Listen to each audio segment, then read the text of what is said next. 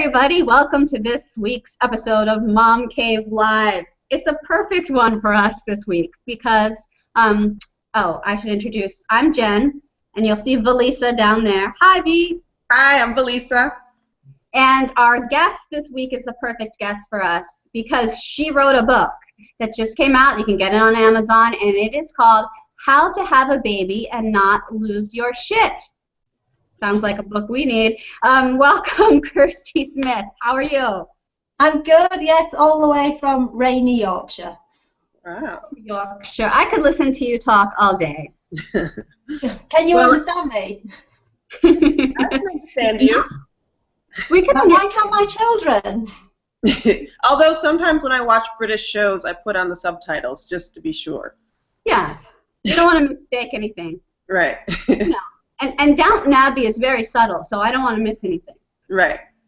No one don't tell me because I haven't watched it yet. Okay. I won't spoil anything for you there. All right.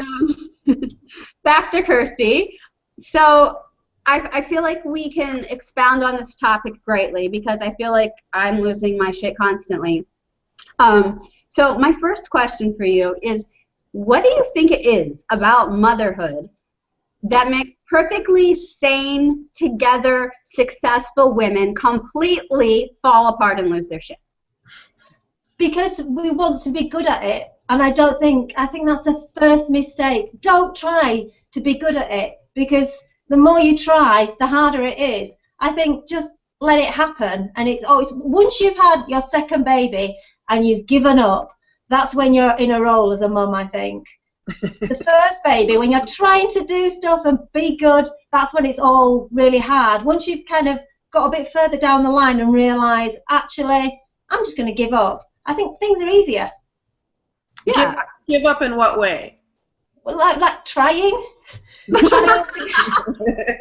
Like trying too hard. I think that our generation, apologies to my mother if she's watching, our generation is one of the first that really reads books and listens to podcasts and researches how to parent as opposed to just parenting. Right. So of course we feel like we're horrible. I think I've got, when I was researching my book, I did do some research, like having two children, but I found a lot of old Victorian and books from the sort of 40s and 50s, guides to running a home, having servants, all these kind of really random things. And there was like one page on having a baby. There was like how to feed them fish or something. There wasn't a lot of information around.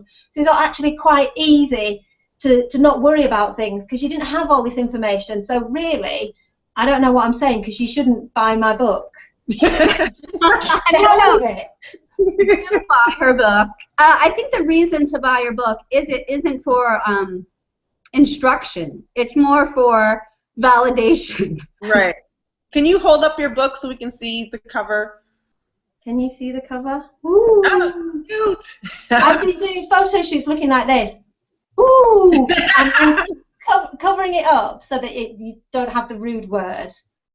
Ooh. Yes, well, anyone that's insulted by the word shit is probably not watching our videos, so I wouldn't worry. Probably not going to enjoy my book either. No. So I have another question for you. I think of moms in the UK as like our British cousins. We're very similar, Americans and Brits. But are we different enough that do you think that you guys lose your shit over different things than we do? Oh, I don't know. I can lose my shit over everything, so I don't know. It's quite a wide area of things. Okay, what about like taking the stroller or the pram onto the tube? Like in New York, there's so many instances where not one person will help you carry the stroller up the stairs. Like all kinds of women walking by, men. Yeah. Like it's ridiculous. Like, is it like that in the tube?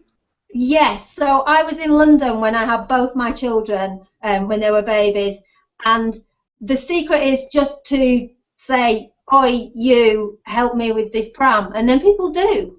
Yeah. I think there is a little bit of that's a very British thing over here to be kind of quite when you're pregnant and you get on the tube and you don't want to sort of take up too much space. But I think as women and as mums, we should take up more space and shout at people and tell them to help us. I like that, though. I like that. Oi, help me with the problem. Instead of, yo, help me. I've never been turned down for help. But if you stand and wait, you can stand and wait a long time for someone to come up and offer to help. Like, they think you're just kind of, maybe hanging around at the bottom of some stairs in a train station because it's a fun thing to do. Right. No, we're waiting. Right. Yeah. We went on a baby moon when I was pregnant with my first to London, and I was like 6 months pregnant and, visibly showing. Yeah. And every single person offered me my seat on the tube. Like, I didn't have to, show it off that I was pregnant. People just oh, would you like to have a seat? And it was just beautiful. It was not like that when I got back to New York. I mean, the difference was just ridiculous. Do you have the badges? The baby on board badge? No.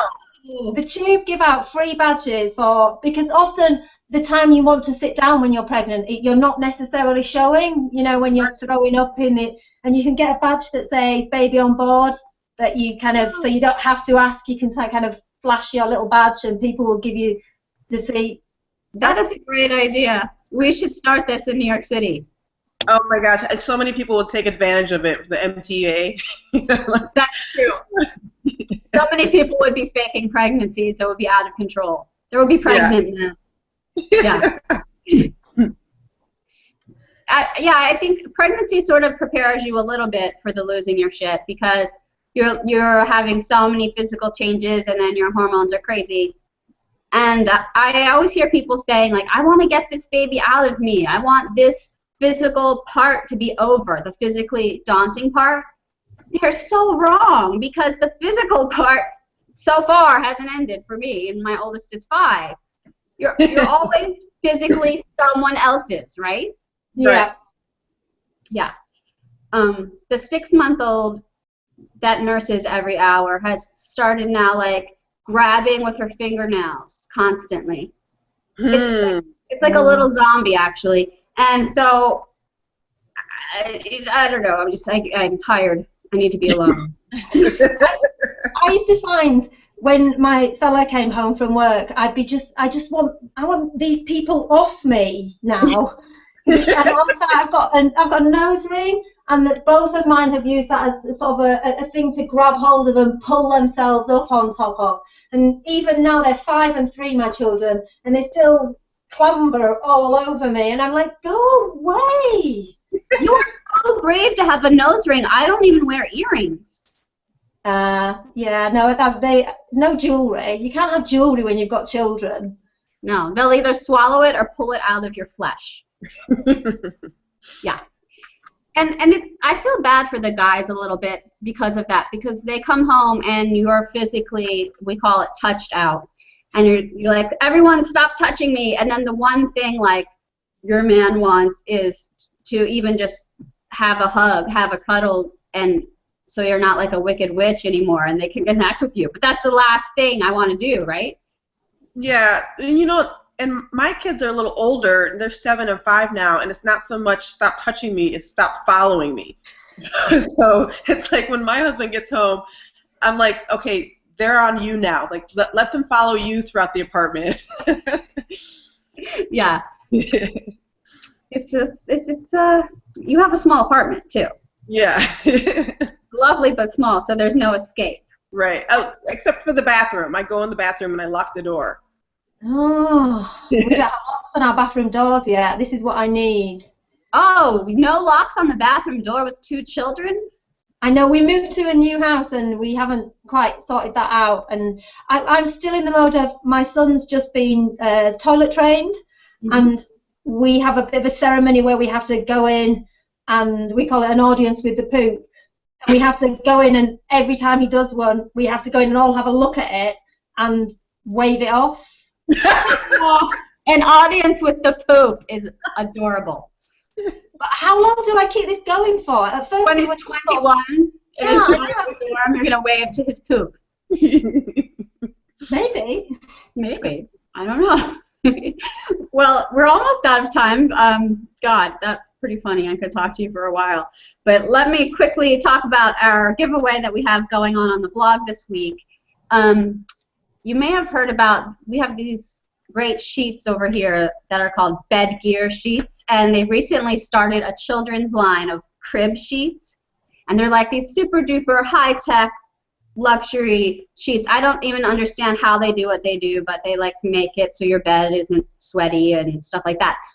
But the real reason that I need it is because the 6-month-old will not sleep in her crib. So at this point, I'm like, anything to get this baby to like this crib better. I will give her the best sheets ever. And so we try these, and they're really great. And we're giving away a set on the blog. You just go to MomCaveTV.com. There's a link under the video to enter. And I believe we also have a link under this video to your website, Kirsty, so everybody can go read some of your hilarious stuff and check out the book on Amazon.com. Hold the book up again. Hold the book. Oh, you have to talk so the screen goes on you. Oh, yeah, say something. Say something. I've got to talk and hold the book at the same time. I know. You applied for this. It's tough. Yeah, so everybody check out her book. It's great. You'll feel better about yourself. You may not find your shit, but you will feel better about having lost it. So we'll be back with another episode soon. If you like it, just subscribe and you will get an email when we put out an episode. We are also on iTunes and Blog Talk Radio. So thanks, guys. Thanks for joining us. Thank you. Bye. Let's make a pact that we will not lose our shit for at least the next hour. All right. All right, ladies? Okay, see you. Thank you. Have a good